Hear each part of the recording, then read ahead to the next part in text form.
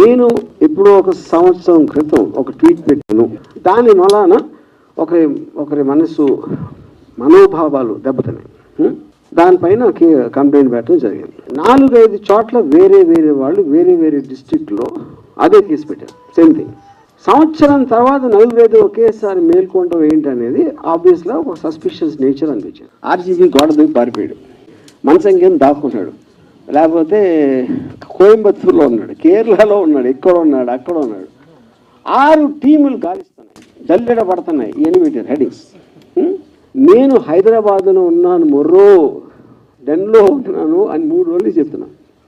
నేను లైవ్లో ఇంటర్వ్యూలు ఇస్తున్నాను, ఇది టీవీ ఛానల్స్కి వెళ్ళి. అయినా కూడా they are not stopping that. అది ఒకటి. ముఖ్య రీజన్ ఏంటంటే పోలీసులు ఇంతవరకు చెప్పలా నేను అరెస్ట్ చేస్తానని, అరెస్ట్ చేయబోతున్నామని చెప్పలా. అది మెయిన్ పాయింట్ నేను చెప్పేది. అది మీరు అవాయిడ్ చేసేసి మేము మొదట అరెస్ట్ అంటున్నాం.